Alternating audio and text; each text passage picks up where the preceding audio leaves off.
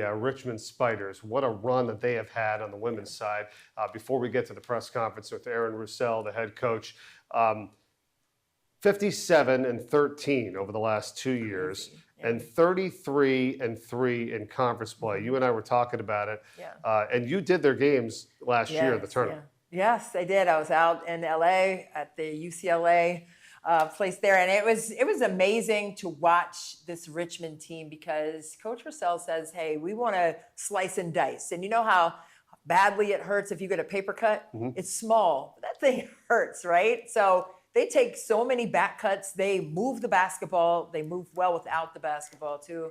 And Maggie Dugan, I mean, almost a triple-double machine. I mean, she has 5 assists a game, but she was just on a heater from 3. And that's what they want to do. They want to spread you out. They want to slice you and dice you and back cut and score. So, yeah, just really solid offensive discipline and defensive discipline as well. We're going to get to them in just a little bit.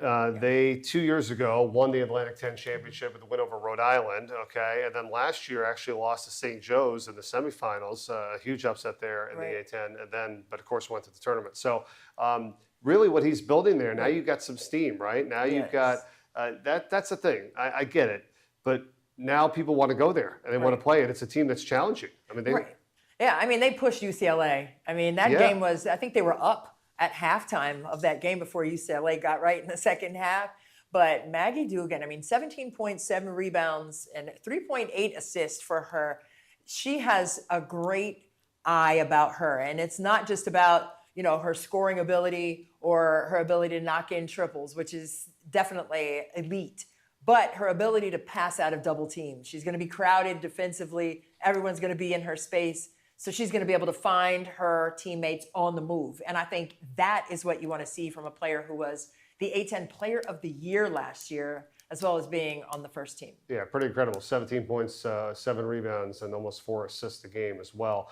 But, you know, when you were watching that team, you know, yes, they have her. What about the complementary parts and that group as a whole? Because we know how impressive the top teams in women's college basketball are.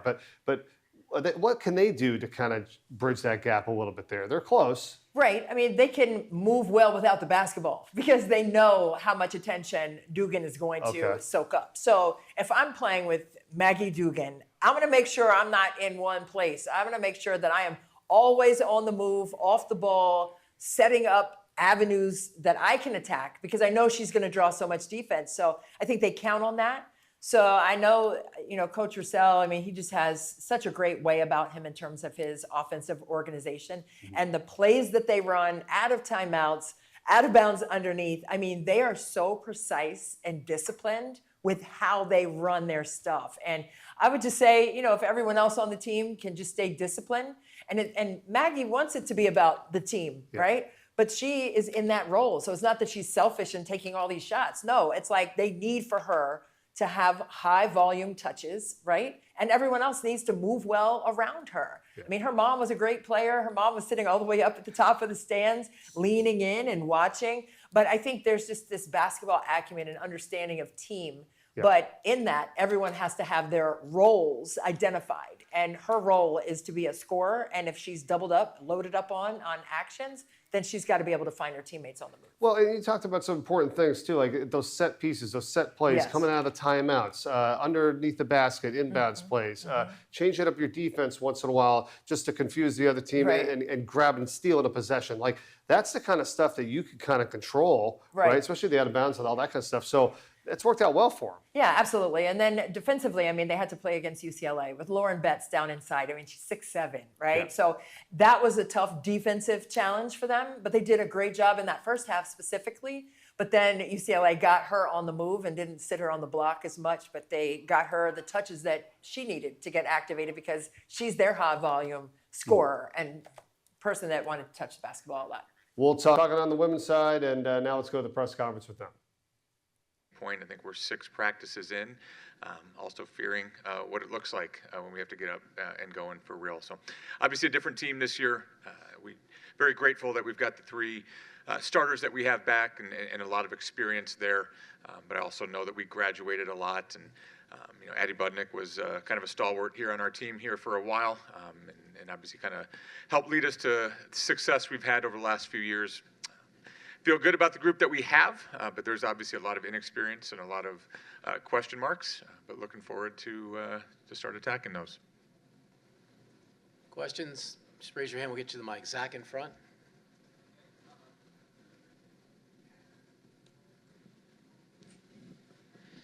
Aaron, Zach Weiss, Atlantic10.com. I do have to ask you, Tierra, obviously an impact transfer, having done it in the Atlantic 10. What did you see as a fit, and specifically how it might fit what you're looking for stylistically? Well, it's one of those stories that, you prepare for somebody, but obviously when we played them this past season, she kind of lit us up pretty good. So when you see her name in the portal, that was one that jumped out at us. I think just the style of play for us, I do think she's very versatile, right? And maybe, I think she hit 2 threes against us. Maybe it wasn't a strength of hers last year, but something that she showed that she could do. And, for us, when you can have, we don't necessarily use positions or numbers, but when you have, quote, big kids that can also stretch the floor and play inside and out, I think that was attractive for us. I also felt, along with Sam, what we thought we had in Sam Dewey, just looking for somebody that can kind of play alongside and complement Maggie well. And I think that's what Tierra and Sam can do.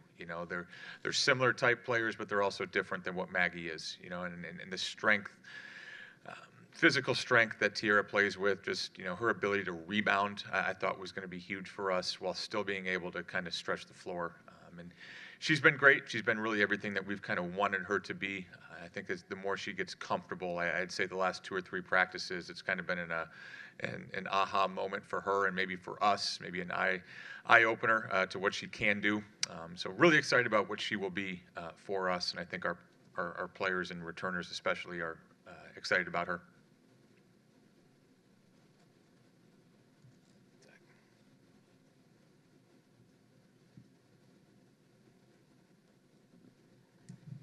I also have to ask you, Aaron, about Allie. It seems like, regardless of what she's been able to accomplish, obviously, what Rachel and what Maggie next to you have done has jumped off the page. What has Allie been able to bring with her level head, and how has she brought her lunchbox to find growth? Yeah, I think just individually for her as a player, she continues to get better, right? I mean, I think I saw her in high school. I remember coming back and saying, like, this kid can be a difference maker for us. And, because of the talent we had a couple years ago, maybe some people didn't see that her freshman year. So I think to a lot of others, it was, oh my God, where did she come from? And the great growth that she showed from freshman to sophomore year, which I think she did.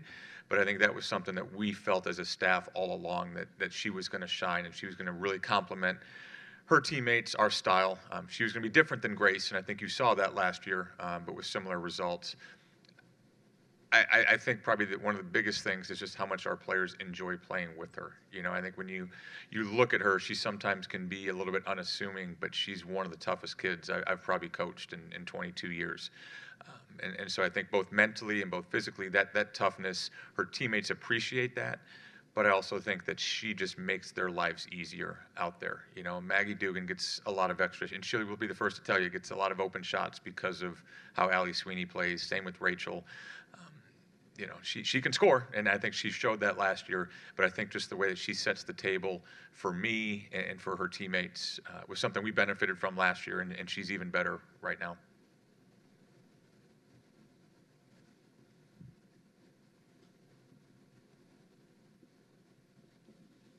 Matt Maderno from Mid-Major Madness. For Maggie, anything you worked on this summer to add to your game or that you want to be able to show off this season?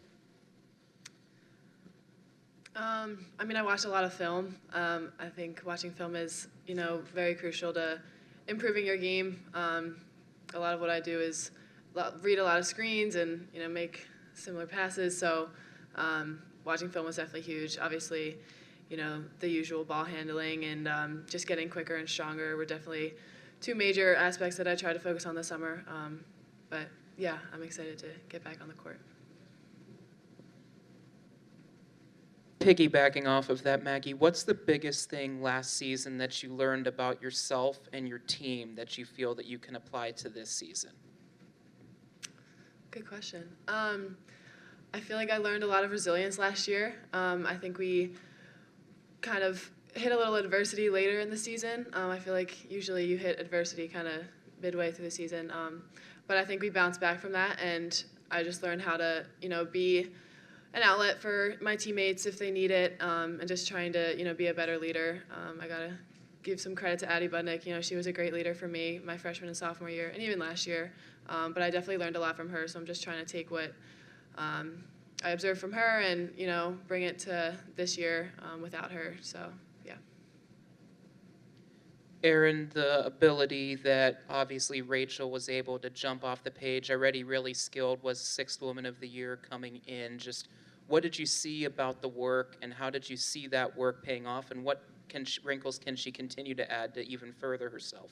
Yeah, I mean the first part, and I don't mean this as a knock against anybody else, but I think any teammate that's been a part of our program with Maggie and Rachel will tell you the first thing that jumps off is just their work ethic, right? The amount of time that these two spend in the gym, I don't want to say drives you nuts because it's a good problem to have, but they both know that, if I could lock them out, I would on certain occasions. And, training staff kind of having some side conversations of, how's Rachel's ankle day? Well, what do you mean? Well, I think her ankle's bothering her. Let's maybe sit her down today. I feel like that's the only way we can really keep these guys out of the gym. So I think the respect that that our players have for Rachel, I mean, you can't be the elite shooter that she is without time in the gym. And so I think she does that. As far as kind of that next step, I think we've really worked with her on coming off ball screens and kind of adding that component to it. I think I think Maggie Dugan's maybe been one of the best ones that I've ever had as far as reading screens. I think maybe it's Maggie's influence, but Rachel is there now too. And so I think just the IQ that she now plays with, she is just such a tough cover. When you have an elite shooter like that, it's exciting as a coach to be able to have that in your tool belt and in your arsenal. But again, I mean, there's always things to work on. But I think her ball handling, I think people will realize that she's physically a different player than she was last year. Her ball handling is better. She's an even better shooter, and people don't give her credit, but she is an elite finisher. I mean, her shooting percentage from two is just as good, and just her ability to craftiness, finish at the basket, is among the best I've ever seen.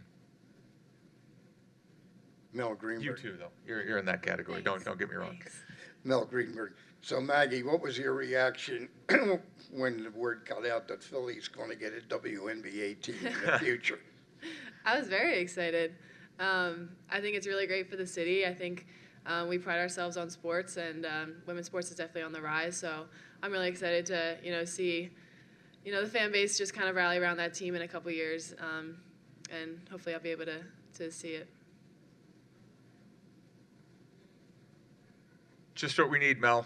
Just what we need: more Philly fans, more Philly teams to be never annoying about. It's great. Another thing to celebrate, Erin, it's not just the talk about the conference question, but obviously the significance of 50 years. Just as you look upon that at this podium, just what do you think of 50 years of the conference and just the conference as a whole?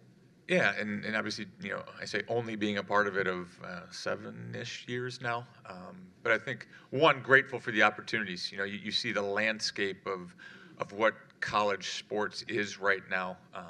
To have the stability of 50 years and a conference that is so versatile. I'll use the word versatile, right?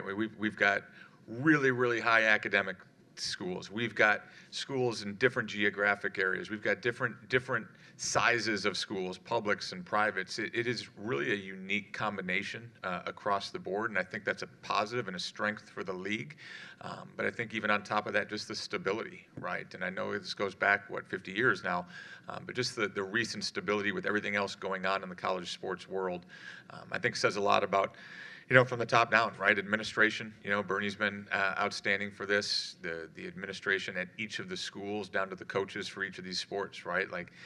I know women's basketball coaches, there has not been a lot of turnover here over the last few years, and I think that's a big part of why you see the strength of the women's basketball side of things here, especially last year, but really over the last few seasons. All right, thank you, Coach. Thank you, Maggie. All right, appreciate it. Thank you, guys. Let's go to Ice. She's standing by with Maggie Dugan on the women's side. Ice. Thanks, Mike. I'm here with one of the best scorers, I believe, in the country. She can shoot 50% from the field, 40% from three. Maggie, thanks so much for joining me. Let's start with just reflecting on last season, a historic season for this team. I mean, A-10 regular season champs, you get an at-large bid to the NCAA tournament, and you beat an ACC opponent in the first round. When you look back at all of those moments, what sticks out to you the most about that run?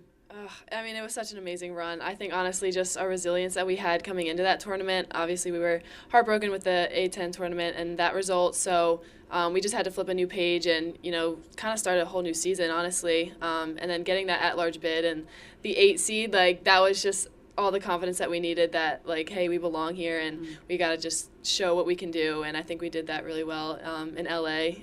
Even losing to UCLA, I think we kind of held our own for a little bit there. And, yeah, it was just an unbelievable run, and I was super proud of everybody. Yeah, shows a tournament committee that it's good when you add 2 A-10 teams to the fold, and you get to go dancing. Let's talk Addie Budnick. I mean, a player that has been a staple of this program, Defensive Player of the Year, Most Outstanding Player of the Year 2 years ago in the tournament. Not with you guys anymore, has graduated, but you told me she's around on campus, but I know the leadership. You miss so much from her. I do. I mean, Addie was just like a safety net out there, at least for me. Just having her presence on the floor was something that I needed and was just very, a calming presence, I would say. I see her around. She's finishing her MBA in the business school, so she's still killing it, and she'll stop by practices sometimes, but I definitely miss her leadership on the court. I was able to learn a lot from her these past 3 years, so I'm trying to take what she did for me and just kind of help the new people in that kind of similar aspect. Yeah. Well, you returning and Rachel Ulstrom and company, I'm sure the Spiders are going to be something to watch out for. Maggie, thanks so much for joining me. Thank you. Yeah. Back to you, Mike and Christy. All right, thanks so much, Ice. We appreciate it. How great is Maggie, too? And to come back, right? Absolutely. Play again with the Richmond Spiders. Yeah, no question. I mean, Wall's on the other side in the men's team, a center that has great vision and great passing ability. Dugan on the women's side, same thing, right? They play with a versatile style, 5-out options all over the place, and you have to make great decisions and also decisions to stay. And I think that speaks to their character. Both of them have that in the same way. Yep, 100%. Good job there with Richmond on both sides.